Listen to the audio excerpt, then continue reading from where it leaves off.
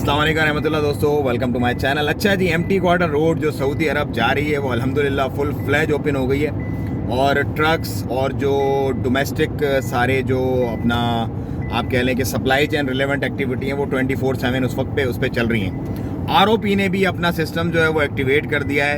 अब बहुत सारे लोगों के दिमाग में बहुत सारे सवालात हैं जो नॉर्मल कॉमन लोग जो जाते हैं। सबसे पहले तो जो सवाल है दिमाग में हज और उम्रा को लेकर के, यार हज पे जा सकेंगे इस रोड से, उम्रा पर जा सकेंगे? क्योंकि हर मुसलमान जो है वो टच्ड है, बेसिकली उसके दिल की ये ख्वाहिश है कि वो आसान और सस्ता सफ़र जो है वो हज का और उम्रे का करे सऊदी अरब। अब ओमान वाले इसीलिए एक्सपेक्ट्स और ओमानी ज़्यादा खुश हैं कि अब उनको एक समझ लो कि बहुत कम डिस्टेंस में, मतलब 700 कुछ किलोमीटर इबरी राउंड अबाउट से डिस्टेंस पड़ती है, 725 या 735 किलोमीटर। और जो कि सफ़र इबरी से आप लगाएं तो मेरा ख्याल है अगर 700 अगर 100 की स्पीड से भी हम लगाते हैं तो 8 घंटे का टोटल 7 साढ़े 7 8 घंटे का सफ़र बनता है। तो उस पर पेट्रोल पंप कहाँ कहाँ अवेलेबल है, कॉफ़ी शॉप कहाँ कहाँ अवेलेबल है, किस तरह से जा सकते हैं, वीज़ाज़ की क्या ज़रूरत है या नहीं है। ओमानियों को तो ऑफ कोर्स नहीं होगी, खारजी जो है यकीनन उनको वीज़ाज़ की ज़रूरत होगी। चेक पोस्ट कहाँ कहाँ से होगी, पेट्रोल कहाँ से लेना है, बीच में टायर वायर के कोई मसले होते हैं तो वो क्या है, बहुत सारे सवालात हैं। उसमें से बहुत सारों के जवाब ऑलरेडी आ गए। जी हाँ, आरओपी ने अपनी सर्विसेज एक्टिवेट कर दी हैं। आप इजीली फ्रीली वहाँ पे, क्या कहते हैं फ़हीम, चलें क्या एम्प्टी क्वार्टर? इंशाल्लाह हमारा प्लान है, इंशाल्लाह हम लोग जाके आपको दिखलाएंगे कि कैसा रास्ता है और क्या क्या है उधर एक्टिविटीज़। अच्छा, तो एम्प्टी क्वार्टर रोड पे हम इंशाल्लाह कोशिश भी करेंगे कि ट्रिप मारें वहाँ पे और वहाँ पे जो फैसिलिटीज़ वगैरह हैं ये वो देते हैं। लेकिन एक बात मैं आपको बता दूँ, जितने भी एजेंट्स हैं, अगर आपका सऊदीया का वीज़ा लगा हुआ होगा तो आप उस पे से बिल्कुल जा सकेंगे। लिखा हुआ ओपन 24/7, लेकिन जब 2-4 लोग जाएंगे वहाँ पे, ट्रैवल एक्सपीरियंस करेंगे, हम जैसे लोग आपके साथ शेयर करेंगे, तो वो पूरे तमाम लोगों के अंदर वो इन्फॉर्मेशन करेक्टिवली चली जाएगी और आपको पशेमानी और परेशानी का सामना नहीं करना पड़ेगा।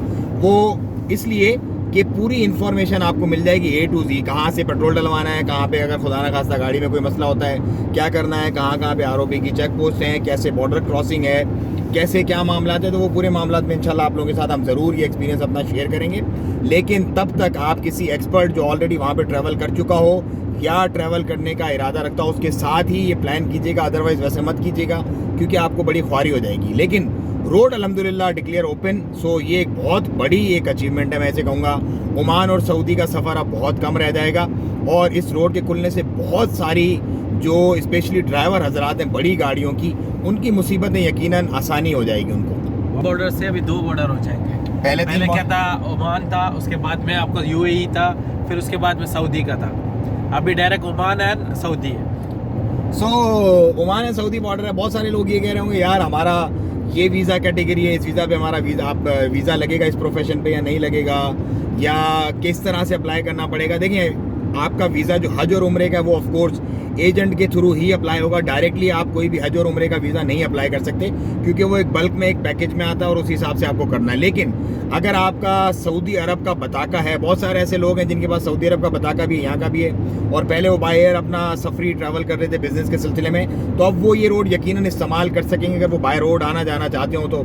और ये रोड जो जाके निकलेगा ना, ये दमाम से पहले एक इलाका है, वो मेरे दिमाग से भी निकल गया उसका नाम, वहाँ पर जाके निकलेगा और ये बाईपास करता हुआ जाएगा पूरा। समझ लो कि आपको UAE और बाद में अपना कतर, बहरीन वगैरह को बाईपास करता हुआ सीधा सऊदी अरब के अंदर आप जाके एंटर हो जाओगे पूरे।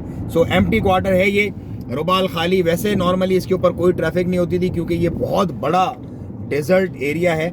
और अब भी यकीनन आप जब भी इस रोड से सफ़र करें आपने बहुत ख्याल रखना है। सलाला में आपने देखा होगा अक्सर डून्स जो है वो आ जाते हैं, रेत चलता हुआ आ जाता है रोड के ऊपर हवा के साथ, तो ये भी उसी तरह का इलाका। हाँ, ये भी बिल्कुल उसी तरह का इलाका है। उसमें रुपये खाली में ज़्यादा नॉर्मल ये सॉफ्ट सैंड रहता है और जो रेगिस्तान वाला मट्टी बहुत बहुत मट्टी है उधर। सो आपने ये ख्याल रखना है जब भी आप उस तरफ ट्रैवल कर रहे हो कि एहतियात रखनी है।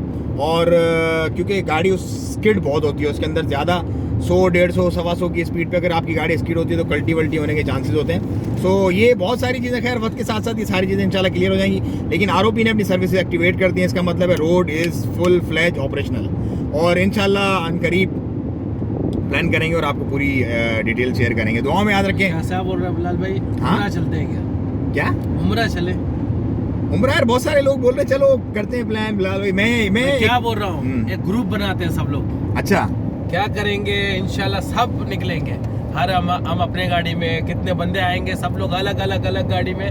नहीं तो सबको पैकेज बना के लेके चलते ना, सबको बस में एक साथ ही। क्या बोलते हो दोस्तों, करें क्या कुछ प्लान ऐसा उम्रे का? आपको प्लान ए या प्लान बी? बिलाल तो बोल रहा है तो मतलब बस करके सब एक साथ जाएंगे, बट मैं बोल रहा हूँ अलग एक गाड़ी में हर कोई नहीं। ऐसा करेंगे ना, हम किसी एजेंट से बात करता हूँ, मैं किसी से बात करता हूँ, और हम अच्छा और सस्ता पैकेज, वो तमाम लोग जो अफोर्ड नहीं कर सकते, कुछ ऐसे लोग भी डालेंगे, कुछ ऐसे भी मिला के करते हैं दोस्तों, कुछ प्लान करते हैं इंशाल्लाह। ऐसा मैं कुछ तरतीब बनाता हूँ, लेकिन कमेंट में आप ज़रूर बताइएगा कि ऐसा किया जाए। बोलते हो, क्या बोलते हो? जैसे अगर आप बोलते हो फिर इंशाल्लाह कुछ ना कुछ हम प्लान करेंगे इस तरह का कि यहाँ से इकट्ठा चलें, और ये सफ़र कितना बेहतरीन सफ़र होगा, जो रब के लिए होगा और खुदा की ज़ात के लिए होगा इंशाल्लाह। दुआ में याद रखें अपना, और अपना बहुत ख्याल रखें, अपने कमेंट से बताते रहें मुझे। चैनल को सब्सक्राइब करें, वीडियो को ज़्यादा शेयर करें। अस्सलाम वालेकुम।